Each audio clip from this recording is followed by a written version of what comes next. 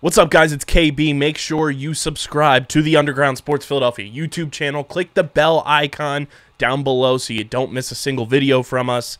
And thanks for tuning in to another video from Underground Sports Philadelphia. Now let's get into it. Philadelphia, baby, you're going to love it. Best sports fans in the world. Actually, the worst, but that's what makes them the best. What is going on, everybody? Welcome into episode number 634 of Underground Sports Philadelphia, presented by the City of Vineland. It's KB and Patty Pitts coming at you. I'm in Underground Studios. He's in the Pitts Cave. If you're watching on YouTube, you would see that, obviously. But obviously, we love our audio listeners as well. But we got a fun show. I am juiced up. I don't know how I slept last night after just an immaculate Philly sports night.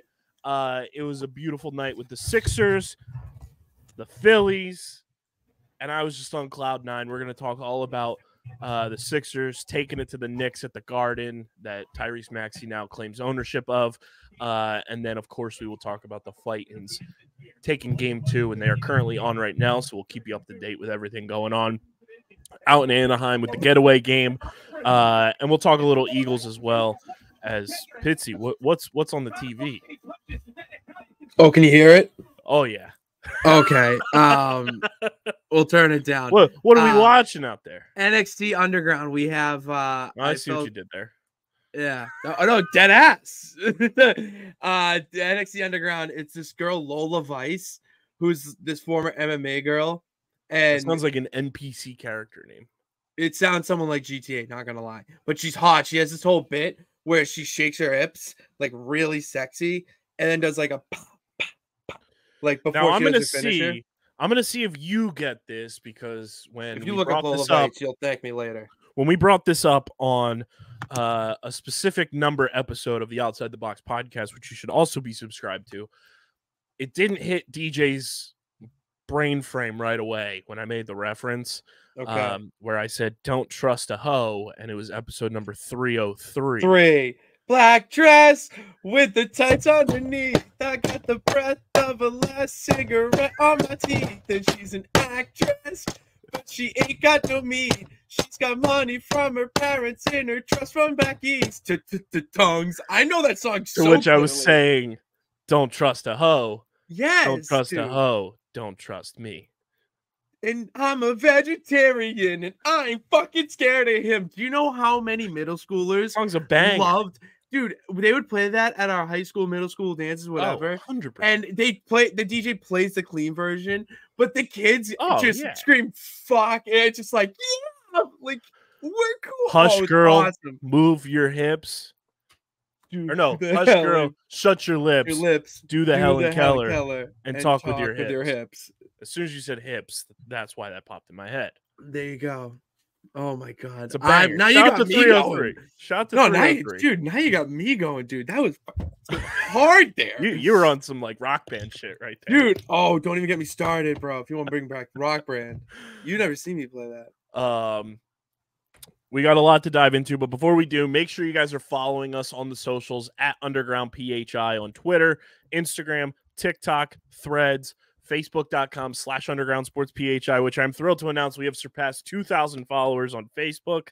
Nice. And we have also hit the 2.5K mark on Facebook. Thank God. Thank God we did it. Shout out to Brandon Graham for calling out the Dallas Cowboys, because that video is going nuclear on Facebook and Instagram. And between those two platforms has almost 1 million views combined. Dude, see, that's just one Philly dude helping another Philly dude. BG really. is a white whale guest. That's what we call brotherly love, bro. That's what we call brotherly love. So yeah, shout out to all of our new Facebook followers. We went from like 1,500 to 1,900 to now like almost 2,600. It's nuts. I keep looking at the page every couple days. Like I looked at it today. I was like, when the fuck did we get this many followers? Did we get ice cream, bro? But check us out on Facebook, facebook.com/Underground Sports PHI, twitch.tv/Underground Sports PHI. You can follow me on Twitter at KBIZZL311 and KBIZZLE11 on Instagram and Threads. Pitsy, drop your social handles, because yesterday my brain was thrown into the multiverse. Dude, we're trying to. I just and I was like, who the fuck is this guy? And I click on it, and it's your Twitter profile. I was like, did he get hacked? But then I was like, no, this is his phrasing in all of this. I was like, I got to talk to this man. I got to reel him back in. No, so yeah, you're right. Captain Nonsense did take over my Twitter yesterday. We had to have a talk with him about that. But I did change it to Patty Pitts at just Patty_Pitts. PADDY for yeah, because dude, it's all I call myself on internet.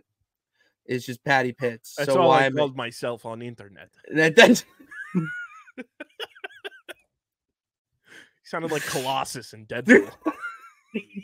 Dude, yeah. But I changed it to Patty. It's Patty Pitts here. It's Patty Pitts in the wrestling show. Like, it's just, let's just keep it all uniform. And yeah, I don't know. We're trying to get more to change the Instagram handle to that as well, so that it's no, but I try to do other things to change it to try to get back Pat_Pitts before I just came to the realization, and it says client error, and I'm like, I'm the client. There's no error wrong with me. So I had that issue when I was working on a top secret project, that this is the only time they'll get referenced for the very foreseeable future.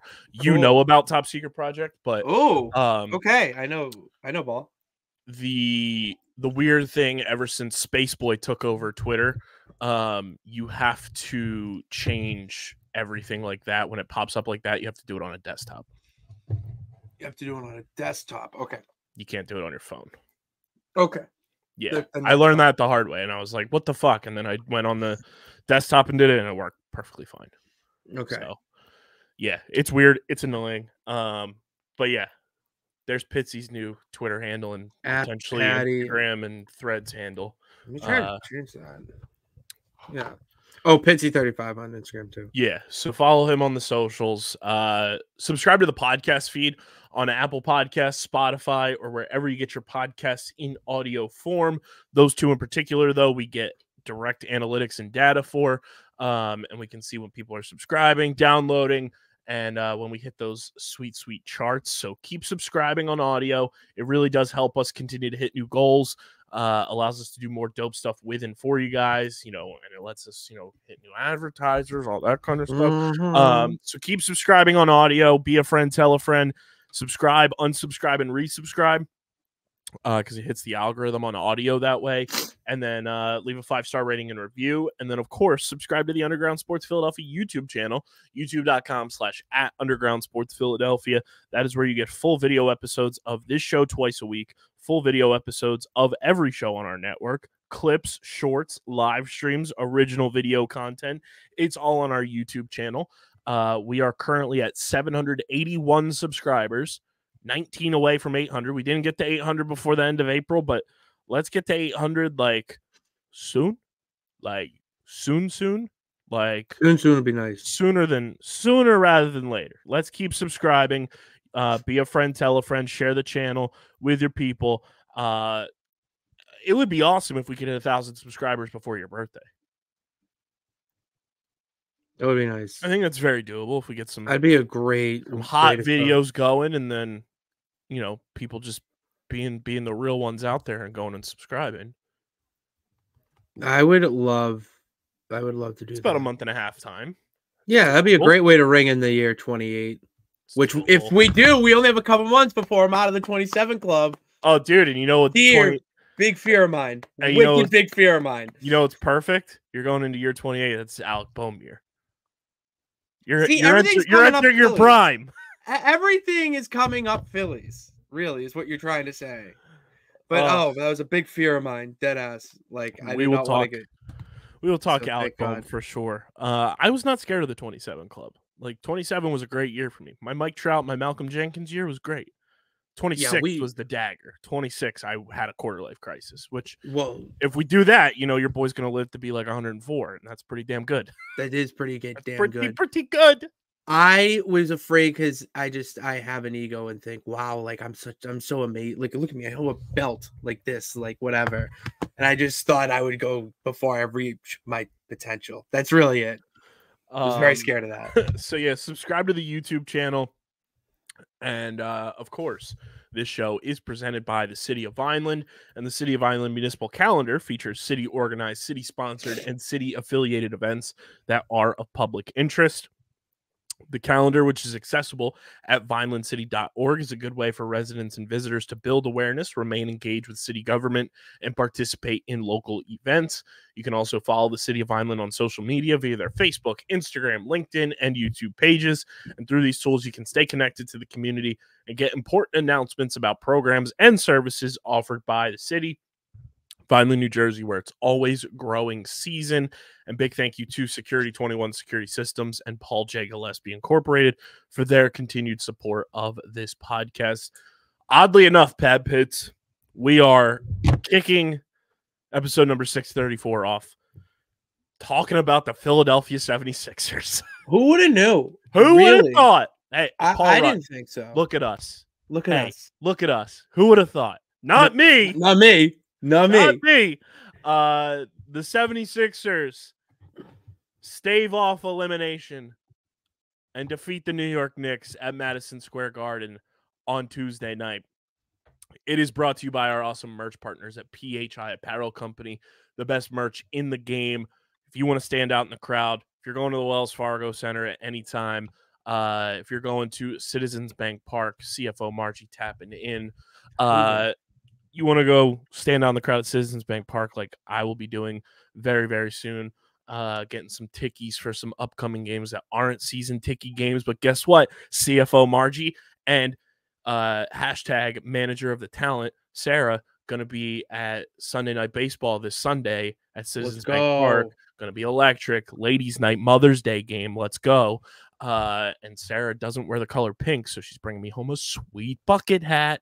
But if you want to stand out in the crowd even more, go to phiapparel.co. Check out all the merch, including official Underground Sports Philadelphia podcast merch for all of our podcasts.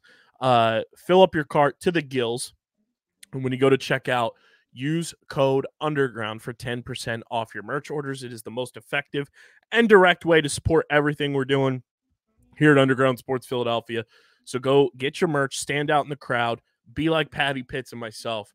Go to phiapparel.co and use code UNDERGROUND for 10% off your merch orders.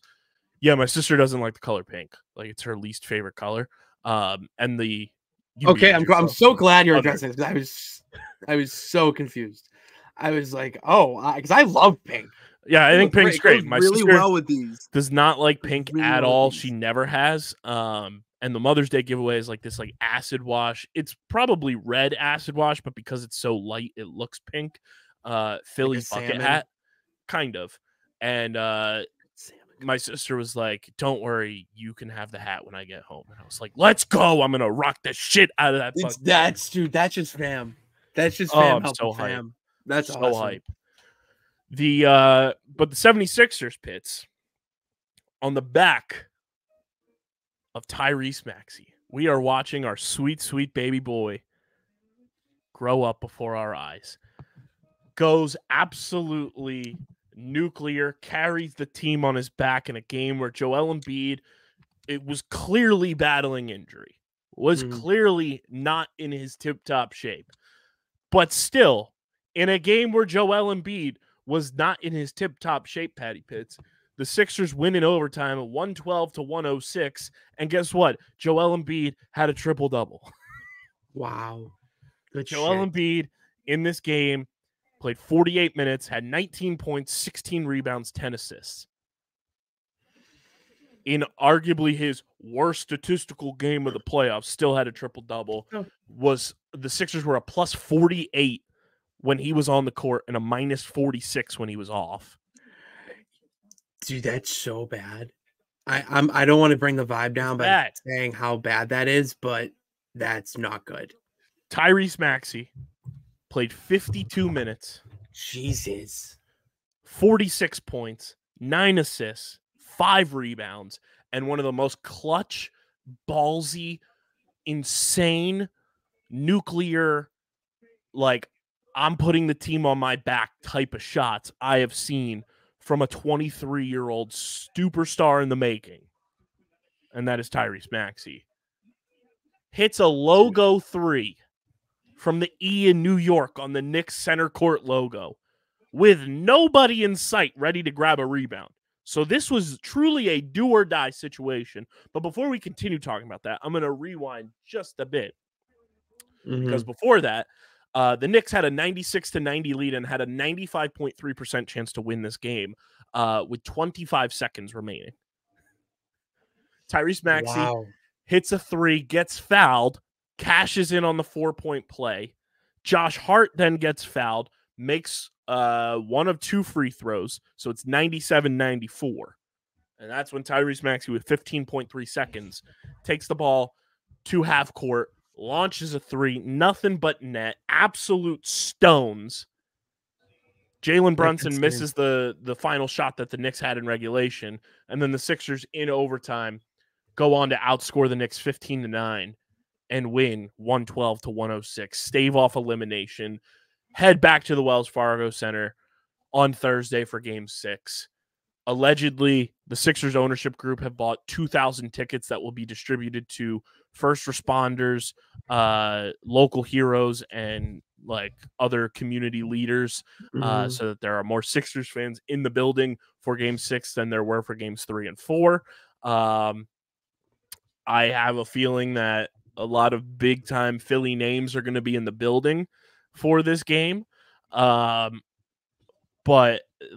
last night's game, last night being Tuesday night, was a moment in time where I think a lot of Sixers fans came to realize that, like, Tyrese Maxey can also have the keys to this car, and that car being the Sixers franchise. Dude, you need someone else to take the reins when Embiid just can't. All right, everybody needs rest. Like, Embiid is going through, still dealing with the knee injury.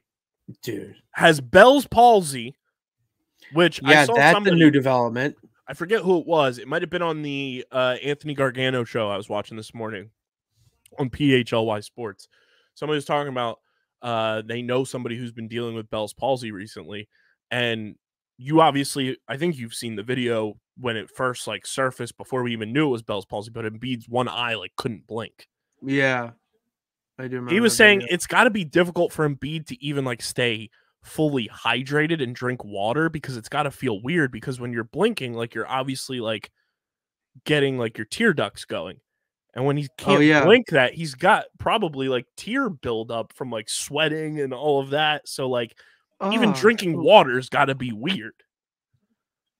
Yeah, because you're not thirsty. Like you're obviously sweating and everything, but when you can't get everything out of like your eyes and stuff, you're getting that like water buildup in your eyes.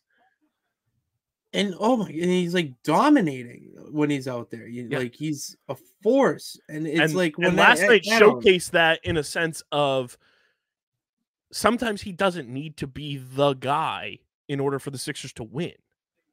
Like he was clearly like and this is in all due respect, like the second fiddle of the game to Tyrese Maxey in terms of like production, but he produced in so many other ways, especially defensively in the fourth quarter and in overtime, that helped the Sixers win, that I'm wondering if this is like something that Joel can realize too, just for his own personal well-being and the longevity of his career, is like, okay, maybe I don't have to do everything in terms of point production, but I can go out, I can distribute, I can, do this, that, and the third for the boys, and we can go win ball games still. If he can have the role of a facilitator, and I don't mean point guard, but just someone who gets the offense going and doesn't have to be the one who scores every time. Because that's the thing that when it comes from a star player, you automatically assume that they're the one who's scoring the points. But the star player is the one who legitimately just gets everything in motion. They don't have to be the one who's scoring 50, 60 points. They could have like 20 assists or 15, 20 rebounds, and that's where their difference is. That's what Joel Embiid's got to do now, because you have a guy like Maxey who can score, and if you just get him open, then it just allows him to be able to score more, and you're not relying on his Embiid as much to actually do all of that type of performing. You have a guy like Maxey to step in there, or even someone else who wants to step in. Because you need someone else. You need 3 at least. And Oddly enough, last night, 2 of the most clutch free throws of his career probably ever in a Sixers uniform, Tobias Harris came up clutch. And he also had himself a game where if Tobias Harris just did this every game, Sixers would be in much better position in this series than they are right now. 19 points, 8 rebounds, and 2 clutch free throws at the end of the game that put this game in a position for the Sixers to win. If that's all the Sixers are asking Tobias Harris to do is score like 18 to 23 points a game. That's all you got to do, buddy. In his role, I don't see that being that difficult. Also, shout out to Lily Batum, Nick Batum's wife, new follower of the podcast. No way! Fourth quarter, that's why the fuck Batum in. That's what I'm talking about. Dude, let's go. I used to play with Nick Batum at 2K. Let's ride. The French goat, man. Kelly Oubre played sick last night. Had a great quote at the end of the game. Said he felt like dog water, but dogs still drink it. That's a hell of a line. I fucking love Kelly Oubre, bro. That's a hell of a line. He's the best. But more on Tyrese Maxey, because you are a rising superstar. When Tyrese Maxey puts up 46, 9, and 5, and wasn't even getting calls, like he was getting mutilated on the court. No whistles being called. But God forbid anybody went like this. For anybody who's not watching on YouTube, I'm just going to give a brisk little and blow into the microphone. If that happened to Jalen Brunson, it'd be a foul. It'd be a flagrant 2, because it's ridiculous how the disparity in foul calls is between someone like Jalen Brunson and someone like Tyrese Maxey. Tyrese Maxey is a fucking superstar, and he gets 0 calls. Like, imagine if he got half of the calls that should have been called against the Knicks, and he goes like he might have a 60-point game in this one. The game probably doesn't have to go to overtime. No, but it's unbelievable how talented he is, and he's only 23. And someone dug up a clip from his very shortened freshman year at Kentucky, because he's one of the COVID draft picks. So he was like the one tournament that March Madness didn't occur for. He never played March Madness. He didn't have March Madness. They didn't have the MAC, dude. That was crazy. He played like 2.5 months of college basketball, and that was it. And look how fucking awesome he is. That's insane when you think about it. But there's a video of Kentucky playing against number 1 at the time, Michigan, and Tyrese Maxey hit a damn near identical shot against Michigan at Madison Square Garden against Michigan he did last night, just going the other way. Let's fucking go. Awesome. So, MSG stands for Maxey Square Garden in my book. God damn it. God damn it. Dude, wow. Maxey at the Mecca. It's there. The wordplay is there. And you know what I got to say to all you curmudgeon-y, loser, over-the-top, ridiculous, absolute ass clown New York Knicks fans? You know what I got to say to him, Pitts? What? Bing bong. Fuck your life. Fuck your life. Oh, it's so satisfying. And to see how triggered these celebrities that are sitting courtside got by Tyrese Maxey hitting that 3. Dude, Ben Stiller, it was giving the most Karen face. Have you seen this picture? I just saw the shot. I'm watching highlights of the game last night. I just saw the shot, dude. That was barbaric. Dude, that was barbaric. Dude, that was just like Buffalo Soldier. Like on the wheelbarrow. That's Tyrese. Oh, dude, like that was Tyrese Maxey in that shot. I'm gonna send you the screenshot. Holy shit. Of Maxey like being hype as hell, as he should be, and Tracy Morgan and Ben Stiller courtside. Ben Stiller is giving the most Karen like hiss face ever. Like he looks like he's like a feral cat, and Tracy Morgan is flipping off Tyrese Maxey. It's amazing to see how triggered these grown-ass men are by a 23-year-old. Oh, my God, dude. Look at Stiller's face. He's like... Stiller's... You can't sell lemonade here. This is a neighborhood. He looks like fucking Persian. He looks like Giovanni's Persian in Pokemon. Dude, I'm seeing, like... Him and Ellen definitely give off the same type of vibe. And Tracy Morgan's just like in a catcher stance, dropping a solo middle finger. He's like, fuck you. I know what you did. Like, I respect it, but fuck you. And then Fat Joe, like absolute. That's not Fat Joe. No, there's another video. God, Fat Joe was at the game last night, and he records a video in the most weird thing to do. Pitts, whenever you dap someone up, do you ever go in and smell your hand after you dap someone up? I do this. But if you know me, I do this anyway. But I'm saying, like, do you like a smelling your hand? Like, no, I don't. Fat Joe recorded a selfie video at Madison Square Garden saying he dapped up Embiid, and then his hands smelled after he dapped up Embiid. Number one, say it to that man's face. Don't record a video, you fucking coward. Number two, who's sniffing their hand after dapping up somebody? That's just weirdo behavior. Number three, if it was after the game, no shit, it's gonna smell. It's probably covered in sweat. And Embiid was just fucking working his ass off for 48 minutes against your bum ass team.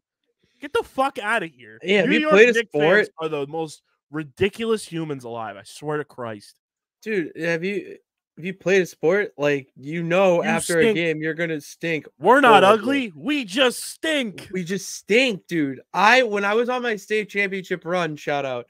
When I was on that, I didn't wash my jersey for you vile 12 dude, we were on like a 14-15 game win streak. I'm not washing you're that. A mad lad, dude. So I would throw it in my bag, whatever, and it would stink. And I'm a Pitts, it's in the name. We sweat a lot, so like it's gonna stink after the game, bro. But yeah, I'm a big I'm a little stitious. If you couldn't tell. Tyrese Maxey though absolutely delivered, and he is ours. He fell to 21. Long live Mike Muscala. And I just love him so much. He is the best. And his quote after the game saying he didn't want to lose, he doesn't want to stop playing because he loves basketball. Mm-hmm. Like, he's just the best. And then he goes up to Joel Embiid, and the Sixers post the videos like, we need 2 more. We need 2 more. I got you.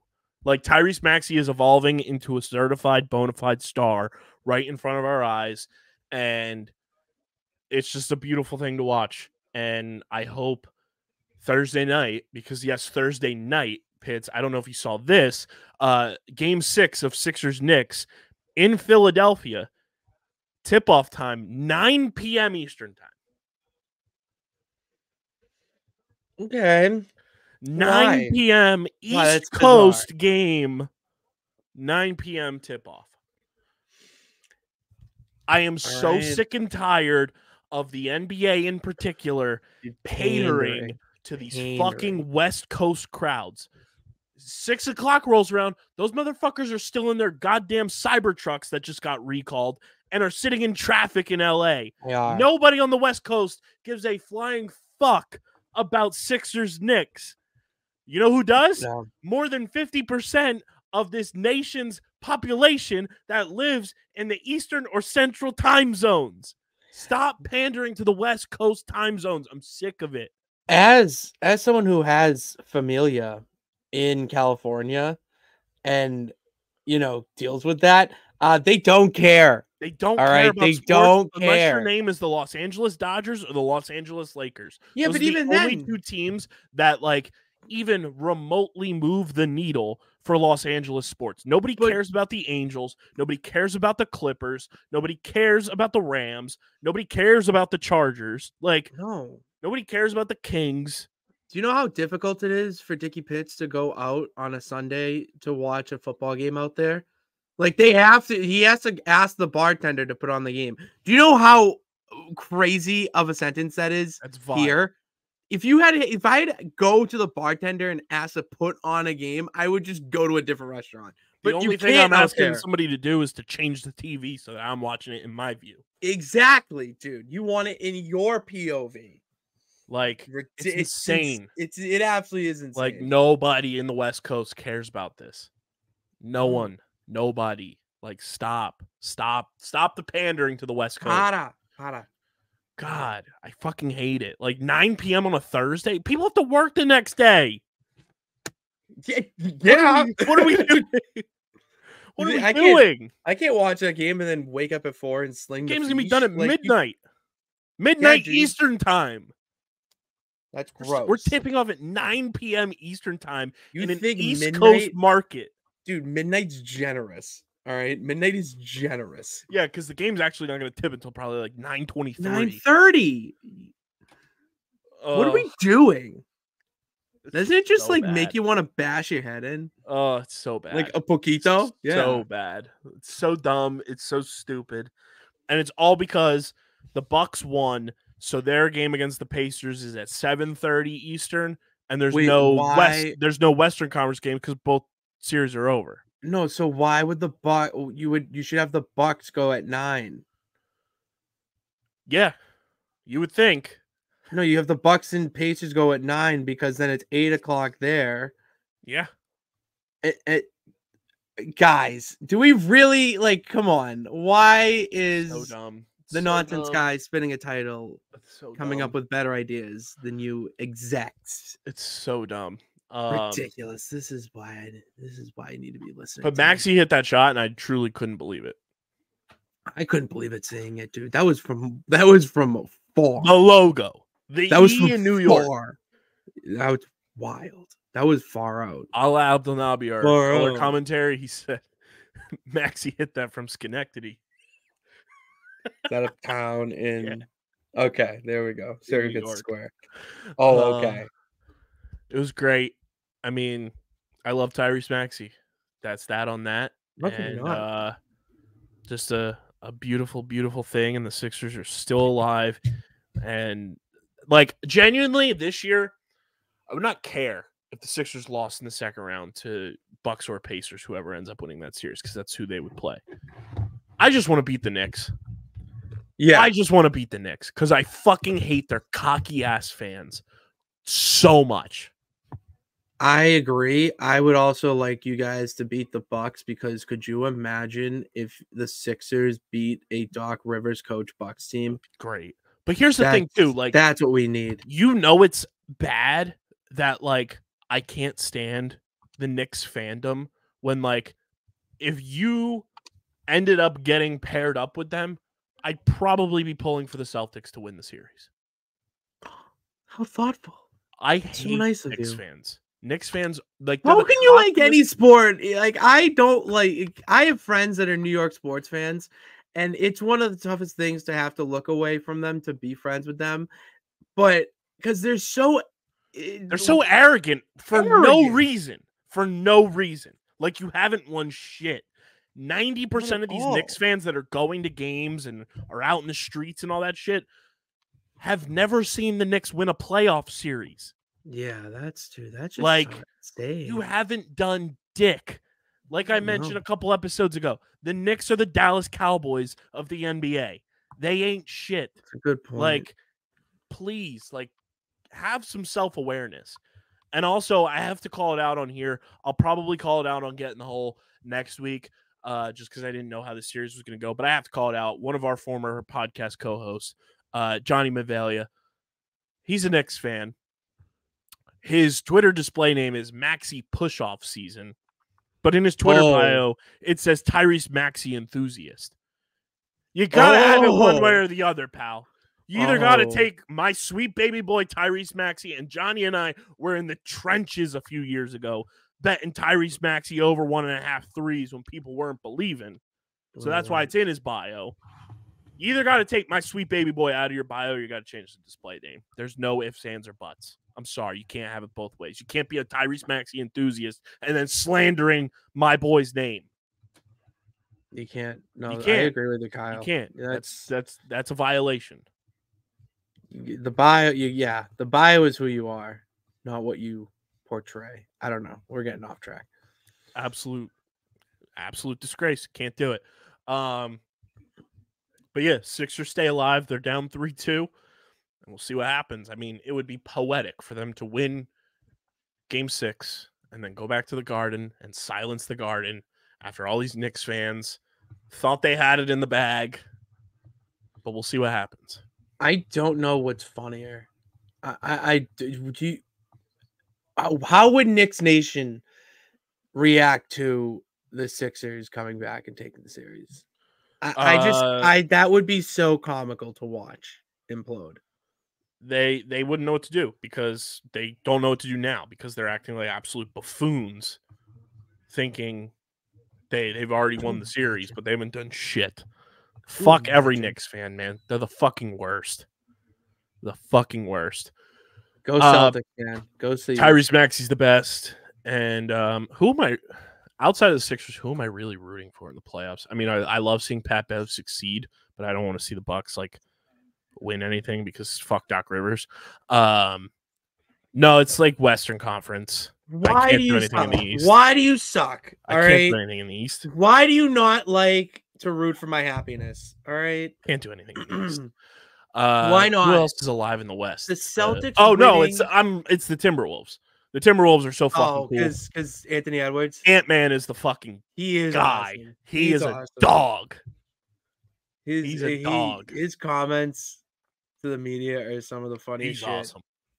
Like, he's just a real dude. That's he was on the court actively doing this. Like he was doing the suck it. I was doing it yesterday. I was just like, dude, imagine just walking up to someone's like, go suck it. Like, that's just so cool. He's awesome. I love Ant-Man. But yeah, plus the Timberwolves have cool color scheme. Plus it all goes back. It all goes back to the beginning of the season when we were talking about Timberwolves Brazil. No, I can't. No, Kyle, we don't want. Well, that account no longer exists. Oh, really? It got banned for. No, there was some spicy crazy drama that happened, and apparently the guy who was running the account was flirting with some chick who was racist, and he didn't know she was racist, and then guy running that account was also married and had kid. It was a whole thing. I was just reading what happened with the account thing. It was crazy. I was like, I'm too old for this shit. Dude, that's so wild. Yeah. We can't have, because I was about to say, we can't have them winning. But you know what's funny? Can you imagine that post if they won? Oh my God. You know what's funny? Before they went away, I made sure that I archived the original video. Oh, thank God. We still have that. I think that's what really put us on to do Brink Bomb. Oh, yeah. That was all right, we got to talk about the horniness online. Kids, it's out there. It's so much. And in the wrestling community, dude, it's even worse. But yeah, I made sure I downloaded that video and saved it, so I have that in the archives. Good. And good. Imagine we just tweet that if the Timberwolves won the title. Impression City. Hashtag NBA Twitter. Dude, Impression Never City. forget. Yes, dude. Never forget the horniness. What are we doing? Oh, it's fucking hilarious. But yeah, shout out Tyrese Maxey. He is truly the best. And he also said that talking about last night's game, and having to win it, he said that it was mandatory. That was the word I like that word. I Loved like it. that word. So Sixers Thursday night, they'll be back at it. But without any further ado, Pitsy, let's move to the baseball diamond. It is brought to you by our pals over at FOCO. They are the best in the game. The Forever Collectibles are top tier, and it's all officially licensed with Major League Baseball, the NBA, NFL, NHL, WWE, and they just dropped. It's a doubles dose of mascot goodness. It's only here for a limited time. It is Bobble Doubles. So it is your favorite baseball mascots holding a bobblehead of that mascot. So you can get a Fanatic bobblehead holding a bobblehead of the Fanatic. You can get a bobblehead probably of your boy Wally holding a bobblehead of Wally. You can get that's mind blowing. Well, here that's really mind blowing. I actually have the teams. Wally not included currently. It is the Dodger dog, so it's the Dodgers hot dog mascot. The Kansas City Royals mascot, the Houston Astros, Orbit, Mr. Redlegs from the Cincinnati Reds, Mr. Met, Fred Bird, the St. Louis Cardinals mascot, which is very weird. Fred Durst. Very weird because the Cardinals mascot's face is black and Cardinals faces don't look the way that the Cardinals Sounds mascot controversial, logo. Kyle. That sounds controversial. I'm just gonna throw that out there. That doofus test tube fanatic blooper. You can get him if you so choose. I don't know why you'd want to get a bobblehead holding a bobblehead of a skin tag, but that's just me. The Toronto Blue Jays mascot, the Orioles mascot, and then obviously the GOAT, the Philly fanatic. But it's all officially licensed merchandise. You guys have seen me wearing the overalls. The weather's getting nice. It's almost short Very talls nice. weather. It's It's almost short almost talls shorts. weather. They also have awesome stuff, Mother's Day, Father's Day, right around the corner. And you can get number one mom and number one dad shirts for your favorite NFL Yes. teams. Click the link in the description and check out everything FOCO has to offer. When you click that link, it supports us. It lets FOCO know that you're supporting us and you're supporting them. So support our advertisers. Check everything out at FOCO. Link is in the description. Pitsy, the Fightins. New franchise record, fastest to get to 20 wins in franchise history. They had not gotten to 20 wins before yesterday, prior to May 4th. It had always been into May when they got their 20th win of the season. They get their 20th win on the last day of April, and it comes from some unlikely sources as the Phillies are now split in the series and trying to win the series against the Angels. But on Tuesday night, Phillies fall behind. They were up, fall behind 5-3. Then they score a run to make it 5-4. And then up to the plate comes our guy, one of our program's finest, Nick Castellanos, with the biggest pimp job of a home run I have seen from him in a Phillies uniform since the postseason. As he swings on this pitch, Pitts, he literally drops the bat and points and calls his shot, saying that's gone. Beautiful. That's gone. Oh. Pure confidence. I tweeted the picture still shot of him doing it and the video. I think I got my swagger back. I love that video. I love that video. Nicky C ties it up in the top of the ninth. Bryson Stott gets on with a ground rule double. And then up to the plate, the most unlikely candidate to smack one out of the park. None other than the other 23-year-old phenom in Philadelphia, Johan Rojas. Turns on one, and the Phils win 7-5. And it's a beautiful thing. Philly's first team to 20 wins in baseball this year. That's massive, dude. If they win today and the Braves lose, they'll be tied for first place in the division. That's massive news. The Fightins are just playing good ball, man. They're playing good ball. I believe I heard John Kruk on the broadcast say today, because the Phillies took an early 2-0 lead. They have led, or they've scored like the go-ahead run in the first inning in 14 out of their last 15 games. Oh, that's pretty impressive. They are on fire early in games. It is just super impressive to watch. Spencer Turnbull pitched last night and didn't have his best stuff, but was still sensational for the Fightins. Today's the getaway day. They're up 2-1 in the bottom of the seventh, so hopefully they can hold on to win this one, win the series against the Angels, because they lost that game to the Angels in the first game, and I was like, fuck. Of course this comes after Pitsy and I were being pompous and cocky about how the Phils could go 27-4 in their next 31. What I tell you? I was like, God damn it, there's one. Yeah, dude, I'm still good on 24-7. I still feel good. Said like they can lose 14 or something. You said they'd lose 12. 12, yeah. It was in the double digits. But I was like, God damn it, that puts a little kink in the belt there on only losing 4. But if they win this one, we'll be back. Dude, yeah, that's what I'm saying. It's 4. Be like Mushu and Mulan when he comes back from the dead. What a reference. We're alive. I still feel amazing about this team. Like, I saw today that Major League Baseball tweeted like the top 4 odds to win the World Series. It's the Dodgers at plus 350, which I don't agree with. I feel like it should not be that like close to even money. The Yankees were number 2, which They're They playing good play really baseball well. right now, They're but playing really like, well right now. how long are can they playing really well. sustain that? I don't know.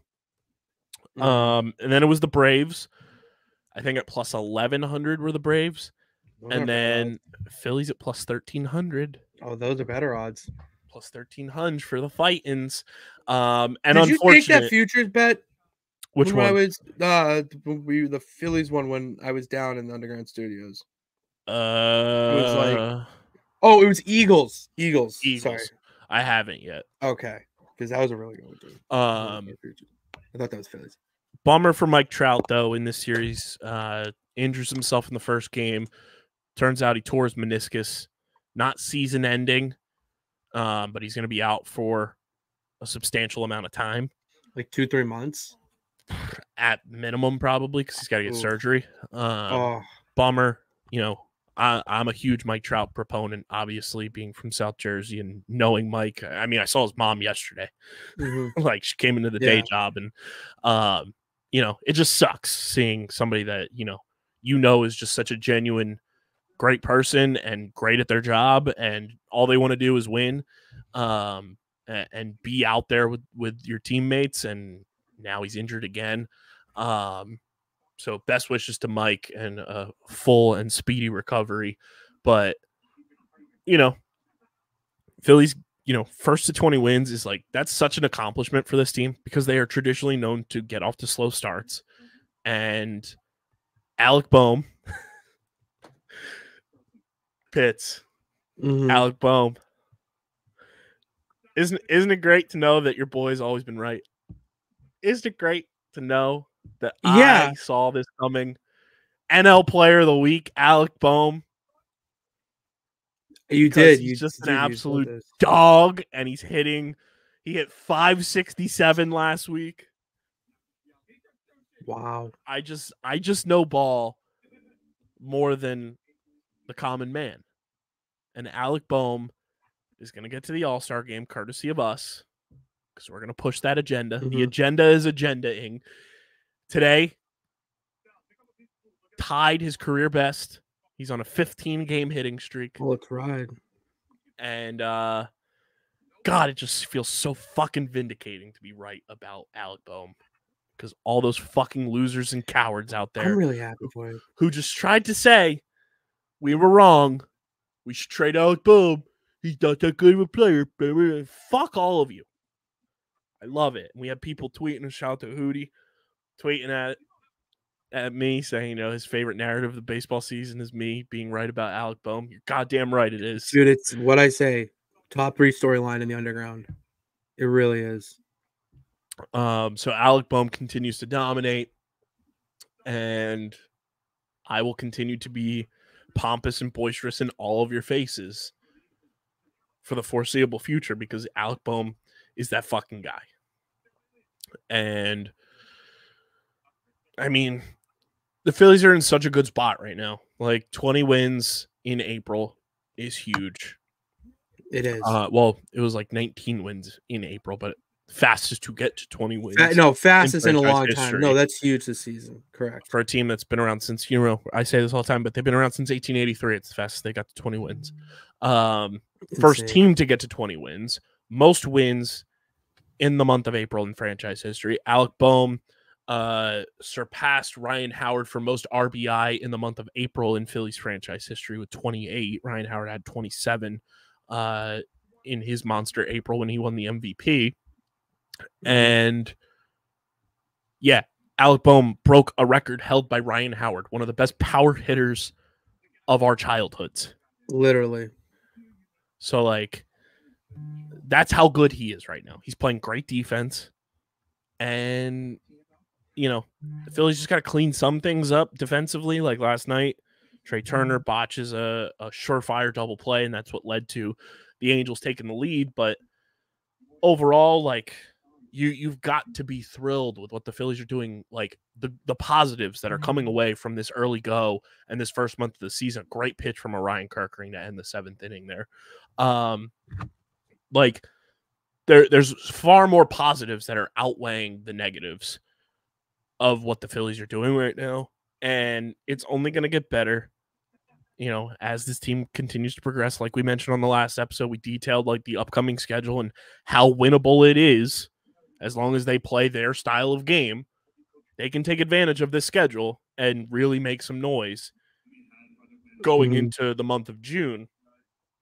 And that's exciting. So, Pitsy, without any further ado, let's get to underground stats and info brought to you by Love it. Let's let some stats going. This is what everything is currently sitting out. Obviously, games are going on right now, so it's not all the way up to date. So by the time you guys are listening to this on audio and watching the video on YouTube, it could be a little outdated, but we digress. We start off with run differentials in the NL East like we always do.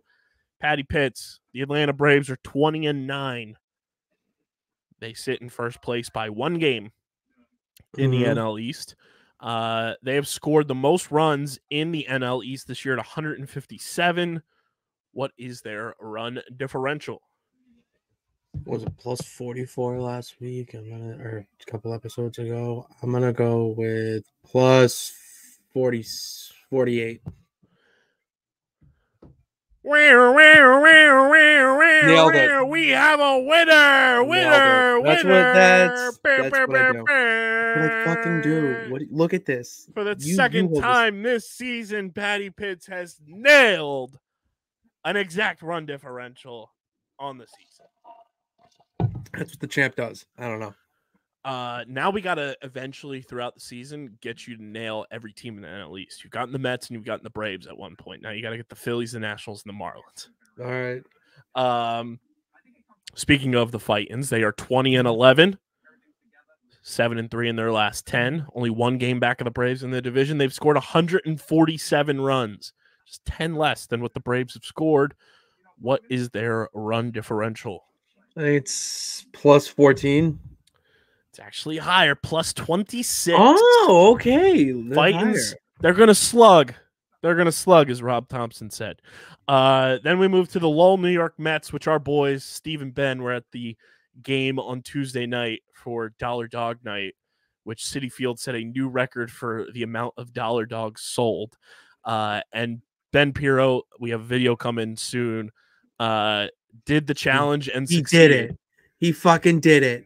I'm very happy. 9 dogs in 9 innings for Ben Pirro. According to our group chat, up to the minute update here, Ben Pirro has taken 5 shits since the game.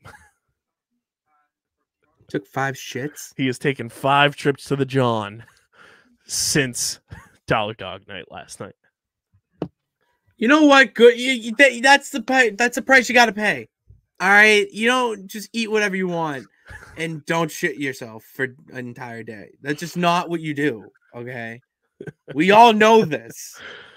Oh, that's hilarious. So shout out to the boys for being part of history for the most Dollar Dogs sold at Citi Field. But the Mets, 15-14, they've scored 128 runs on the year. They are the only other team in the NL East with a positive run differential. What do you have the Mets at, Pitts? Can I less or more than the Phils? Less. I'm going to go plus 22. They're at plus 7. They have surrendered 121 runs on the year. Fuck. Then we move to the stolen franchise, Washington Nationals. They're 14-15 on the year. They've scored 118 runs. They are in the negatives, though. So what do you have their run differential sitting at? I'm going to go with -7.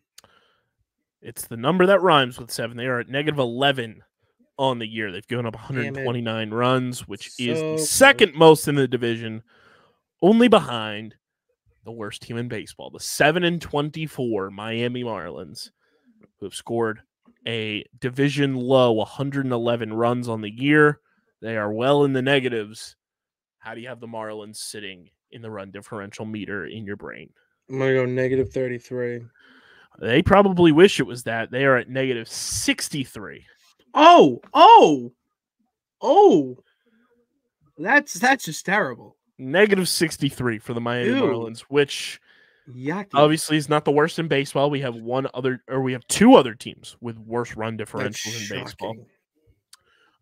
Looking around the rest of Major League Baseball, though, The Brew Crew, Chicago Cubs, and the Cincinnati Reds all in the positives at plus 25, plus 14, and plus 22, respectively. St. Louis Cardinals are at a negative 30, and the Pittsburgh Pirates have fallen all the way to the basement of the NL Central. They're 14 and 18 and have a negative 17 run differential. The Dodgers are at a plus 41. The San Francisco Giants in second place in the division at 14 and 16 have a negative 21 run differential. And then the San Diego Padres are 15 and 18, and they have a negative 4 run differential. And here's where the fun comes in. This might be this year's Miami Marlins. The 14 and 17 Buzz Bees Diamondbacks. Did you see what happened last night? No, you were asleep. You probably missed out on this. No, I fell asleep at 8:15. There was a bee colony forming on the net behind home plate in Arizona that delayed the game almost 2 hours. They had to call a beekeeper in to remove the bees properly. The beekeeper then throws out the ceremonial first pitch. See, fuck yeah. That's what I love. Yes. The Seattle Mariners nonsense. Used up all of like Twitter's characters that you can use to type out this long whole thing about bees to the Diamondbacks, to which the Diamondbacks quote tweeted and said, "Mind your beesness." It was a great night on Twitter last night. It was a great Tuesday night. That's a good. You need a good night, Twitter night on a Tuesday. Keeps the week going. Someone changed the MLB logo to the beekeeper. You love when the common man is just getting. Someone said MLB's like network. That's awesome. Yeah, it was great. It was a great night on Twitter. But the Arizona Diamondbacks, they're 14 and 17. They're in second to last place in the NL West. But Pitsy, guess what? They have a plus 26 run differential. That's insane. That's so insane, dude. That's why that's why I actually am confused on this of like how numbers and run differential ridiculous. Works with the record comes. Like I really don't get it. Absolutely ridiculous. And then the Colorado Rockies, 7 and 22 on the year. They have scored 112 runs. They've given up 183. Almost at 200. They have minus 73? 71. Minus 71. Oh, so close. The worst run differential in baseball. Oh. Actually, not in baseball. In the National League, I should say. Not the worst run differential in baseball. The AL is the worst. We'll move to the American League. The AL East. The Orioles, the Yankees, and the Red Sox, all with almost very identical run differentials. The Orioles with a plus 38, the Yankees with a plus 39, your Red Sox with a plus 37. Okay. The Blue Jays with a minus 31. And I got to give a bravo to the 14 and 18 Tampa Bay Rays. Even though their run differential's a negative 43, their City Connect jerseys fucking rule. The Rays? Their City Connect jerseys rock. They just released their City Connects. I'm looking it up. Yeah. Go look up the City Connects for the Rays because I have to get the hat.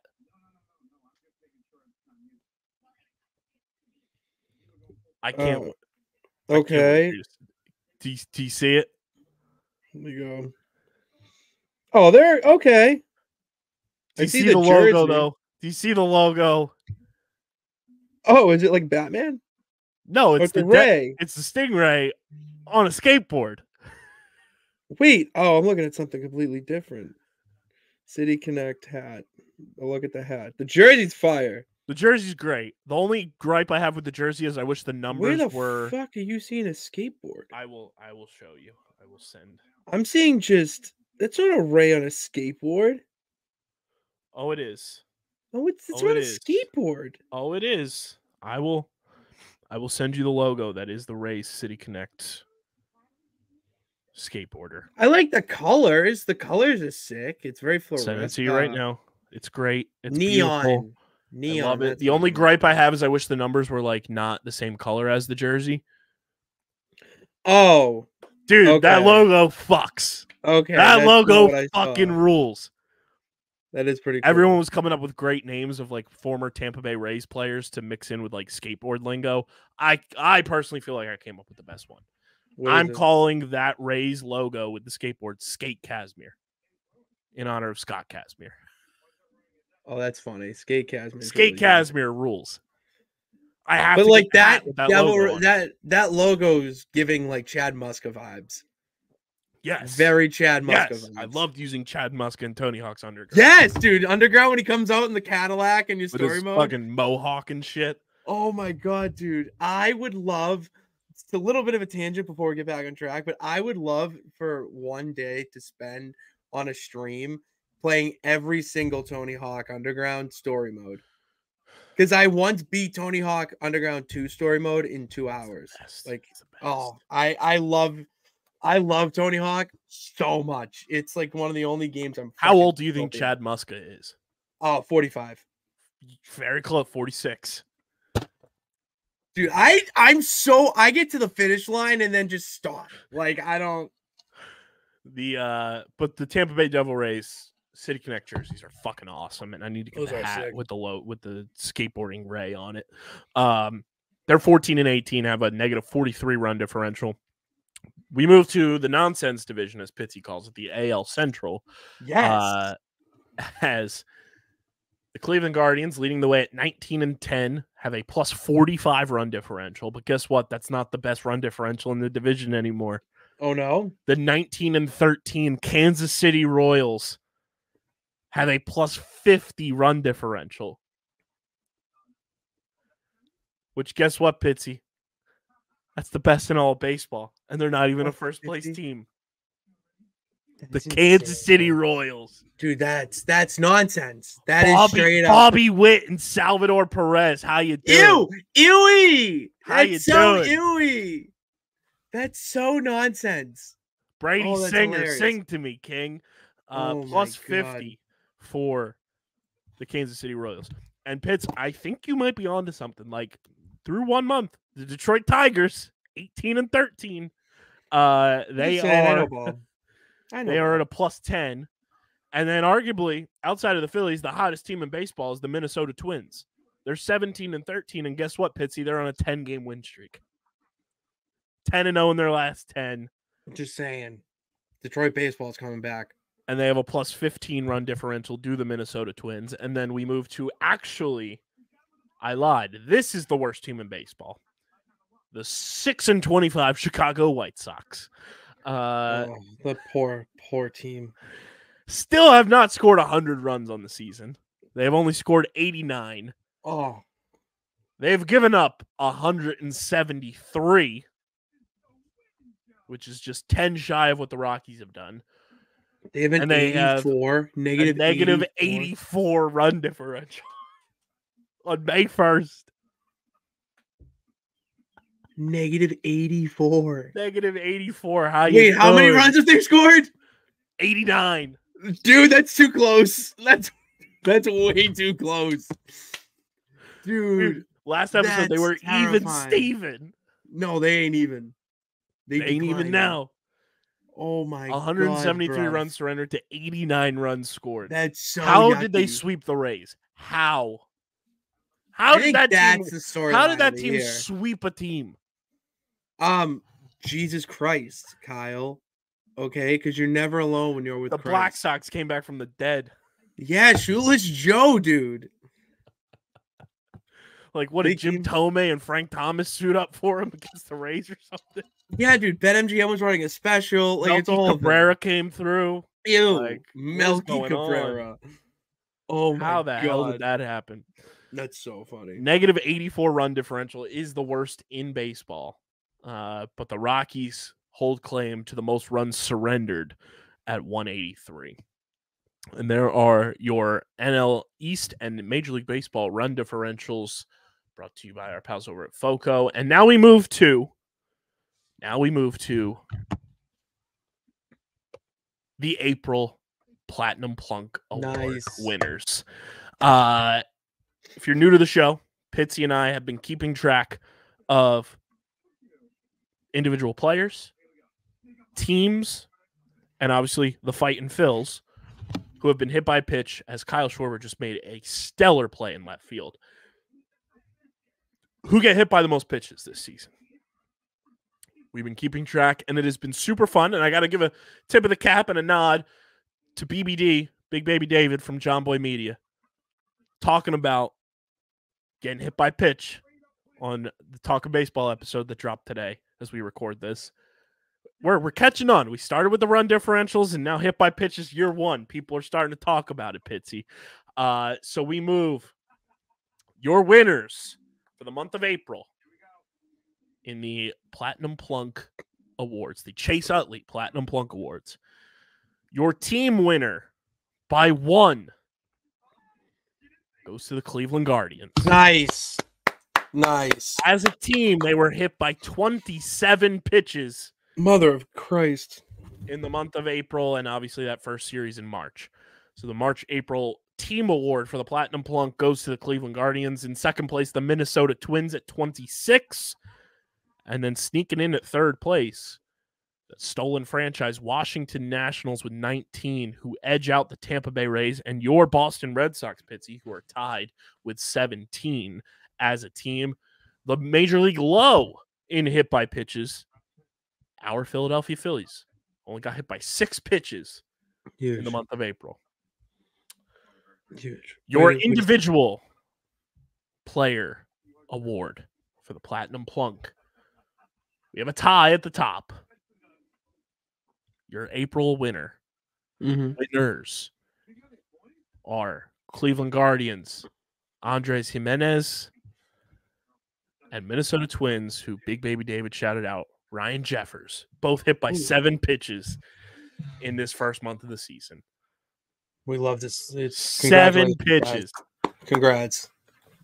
Your work is not being overlooked.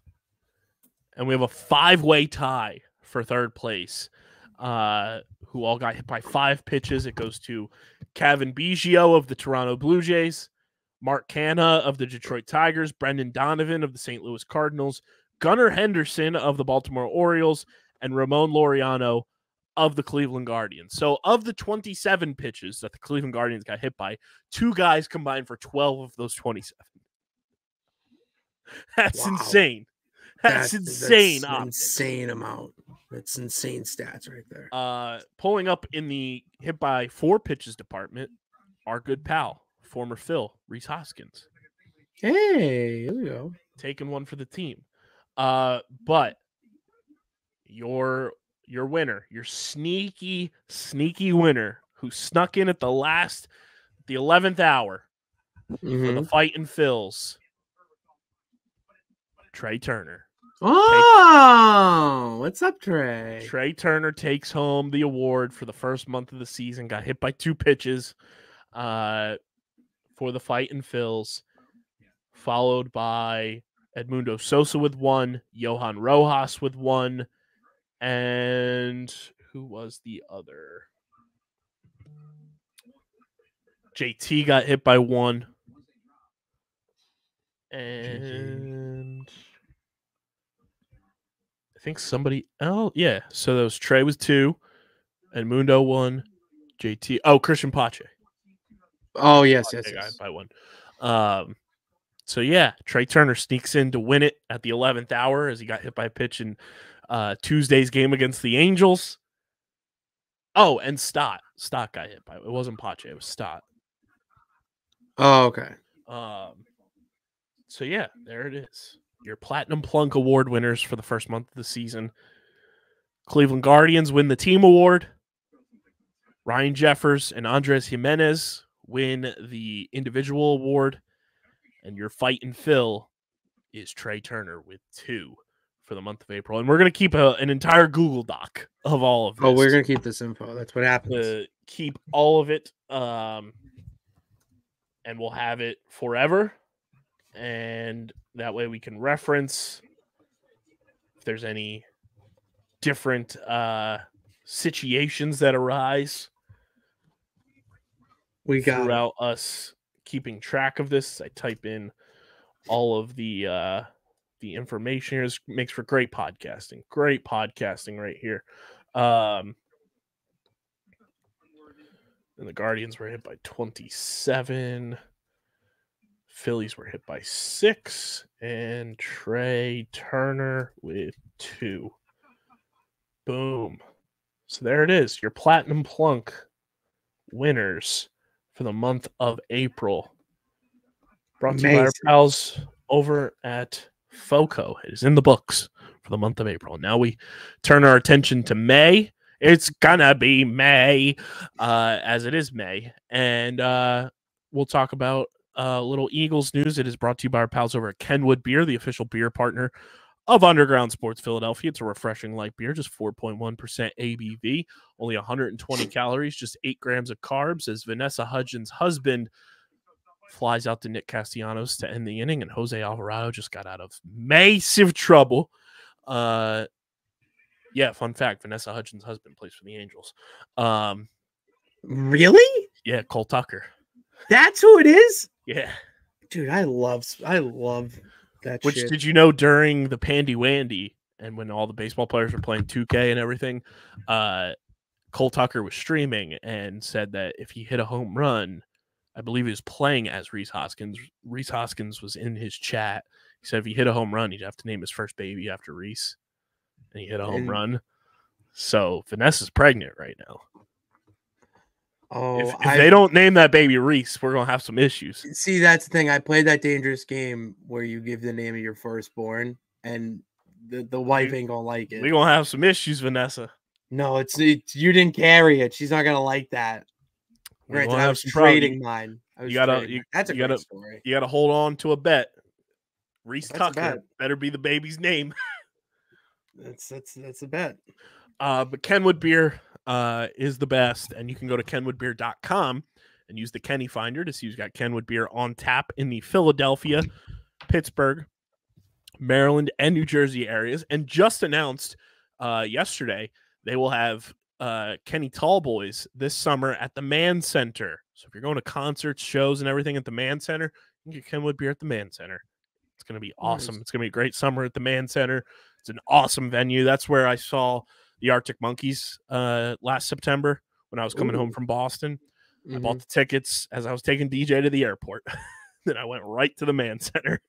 Actually, I came home, changed, drove back to Philly, went to the Mann Center. It was one of the best concerts of my life. Shout out to Arctic Monkeys. Mann Center's great. I love that venue. They did so much to upgrade it, and they're including Kenwood Beer this summer, so that's a great thing. You can also go to the Kenwood Beer storefront and check out the pint glasses and awesome apparel that they have. KenwoodBeer.com, must be 21 or older to do so, and of course, please drink responsibly. AJ Brown officially signed his contract extension this week and said that when he hangs his cleats up, it's going to be in an Eagles uniform. Good. The local radio station is in shambles. Dude, I don't know how WIP's feeling about this. That's just like, what do you do? It's like when SpongeBob threw out his name. That's what they're doing at WIP. They're running around looking for things to talk about because... My God, wait, throw out his name! Oh my God, they extended AJ Brown! He's going to retire an Eagle. What do we do? Dude, they're trying to find anything at this point to talk about. Like, how do you blunder something, fumble something that ridiculous? That's bad. Even Boston sports like hasn't got to the point where we're bullied that bad that I've noticed. But like, yo, that's terrible. It's a beautiful thing. And hearing AJ Brown just say that, just like, I want nothing more than for the Eagles, obviously sooner rather than later, to win a Super Bowl so that AJ Brown can be a Super Bowl champion, because that guy works his fucking ass off day in, day out, year in, year out to be the best at his craft and deserves to be at the pinnacle of the NFL and winning a Super Bowl championship. You're right. 1,000% right. We didn't get a chance to talk about it during the draft, but I have since seen clips of it. Did you see what Roger Goodell said on the Pat McAfee show? No. How he hates the preseason and would want nothing more than to exchange a preseason game for a regular season game.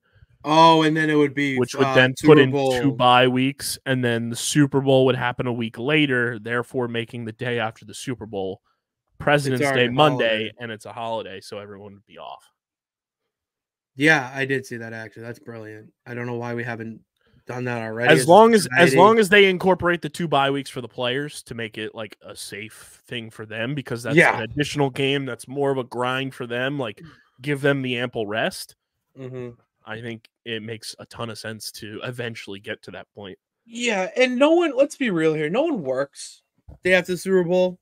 No one. It is become. And if you are somehow scheduled to work, here's your reminder on May 1st: take off the day after the Super Bowl. Yeah, dude, that's why I have off on Mondays. I did this right. No, but like seriously, like the Super Bowl has become such a staple of American culture that you have to recognize it as some form of holiday. And with all the amount of Hallmark holidays we already have, we have to have a sports one because it makes the most sense. How many people do you know go to or host a Super Bowl party, regardless of who is playing? I remember years. The answer is a metric shit ton, Patty Pitts. Dude, I remember years and years I would go to my mom's best friend's house for a Super Bowl party. And some years, shockingly, I know, the Patriots weren't in the Super Bowl. But you still went to the party because you had the squares, you had the dinners, you saw friends that you don't see for a long time, except for occasions like this. Like, it becomes such an important event that it should be treated as a holiday of some sorts. 100% agree with you. I think it's a smart move, and Cooper DeJean also got off to his Philly Sports Pandering 101 course because he was tweeting and retweeting about Tyrese Maxey on Tuesday night, and he's all in, it looks to be. And I was a little nervous because I was scrolling through his Twitter. I was scrolling through all the Eagles draft picks Twitters to see if they'd ever tweeted about the Eagles in their past. Because you know how some guys, like, especially like I think this generation of NFL draft picks, like, they are more ample to go and root for a player or players rather than a full team. Or they'll just bounce from team to team or whatever, not have like that hardcore fandom. I was scrolling through Cooper DeJean's Twitter, and I obviously went to Iowa and everything, so like middle of nowhere. He was tweeting about the Cowboys and tweeting about the Celtics.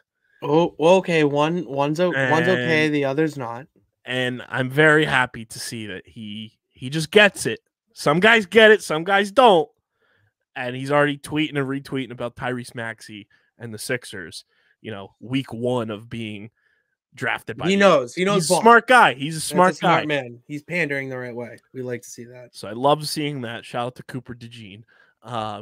Also, he was doing like breakdown videos of sports stuff. So it's like, hey, Coop, if you want to start a podcast, hit my line. Which I know we were talking about this a little bit on the last episode, and it broke my heart seeing the news last night come through. You were probably asleep when it happened, but you did quote tweet it. My king, the king of the short kings, the giant killer, Boston Scott. It was sad. Going to the Rams. I woke up to that. That just doesn't feel right. It's weird. I'm bummed just from a selfish standpoint, because Boston Scott is the giant killer. I saw somebody with a hilarious tweet saying, how am I supposed to feed my family when I can't bet anytime touchdowns against the Giants on Boston Scott? I know. How are we going to do that? How are we going to feed our families? I'm happy for Boston Scott, though. Like, he gets an opportunity now to go and play in a very electric offense with Sean McVay, in a running back room where I think he's going to get some playing time. And I want nothing but success for Boston Scott. He was a pristine and everything you want from a Philadelphia Eagle for the last 6 years, and just wore his heart on his sleeve, ingratiated himself with the city, and I'm just happy he's getting like that next payday to go out and ball out. And I want nothing more than Boston Scott to go be great unless he's playing against the Eagles. Agreed. He's that type of player where it's like, I want him to be as successful as possible unless he's playing against my squad. Some players come through and it's like, nah, that guy, like, he didn't mesh well here, this, that, and third. Boston Scott is like Eagles legend. Like, wouldn't shock me if down the line he gets inducted into the Eagles Hall of Fame. just for how prolific he was against the Giants Oh no, he was, alone. yeah, dude. Yeah. It is as soon as I saw the Eagles drafted Will Shipley in the draft, I was like, that could spell the end for Boston Scott, which is a bummer. But very happy for Boston, and the offer still stands, Boston Scott. If you wanna get in the podcast game, hit my line. I am more than willing to podcast with Boston Scott. He feels like 100%. Just an all-time generational vibes guy. So shout out to the Giant Killer for the last 6 years of being just a standout Eagle. And also, why are people, I don't know if you saw this, and I hate the talking head media. I know you hate the talking head media for the most part. Brutal. Why do we have Nick Wright going out and trying to besmirch Howie Roseman on national TV? I don't know. What are these people doing? Trying to say that what Howie has done is not generational, like, genius for a GM, and trying to backtrack to when Howie drafted Jalen Reagor over Justin Jefferson, and trying to talk about Andre Dillard and all of this. Have we not seen what Howie Roseman's done the last 4 years in the draft? Everybody, like, are we blind? Dude, are we dumb? Like, I don't know. I don't know what are we talking about? I don't know what you want to say.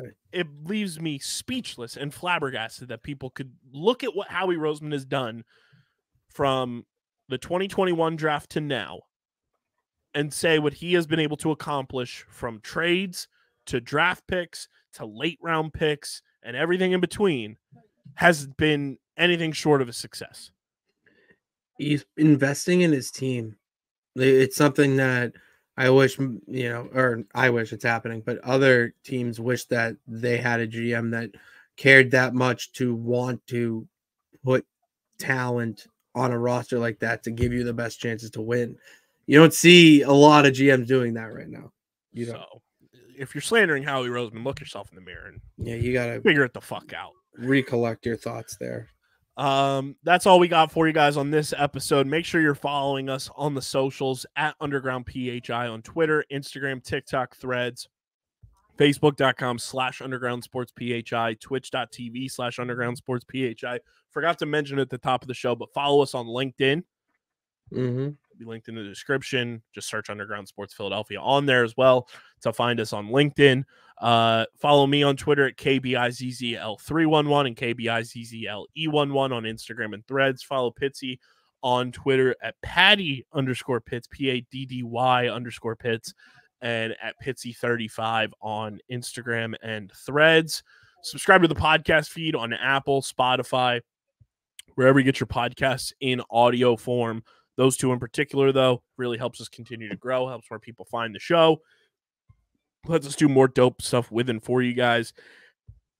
And subscribe to the Underground Sports Philadelphia YouTube channel, youtube.com/@Underground Sports Philadelphia.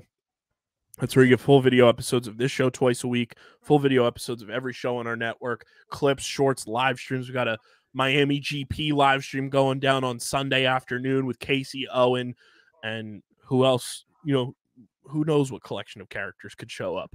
I did see this very cool thing that I think we're going to start using as a company that John Boy brought up on the morning meeting pits that I saw today.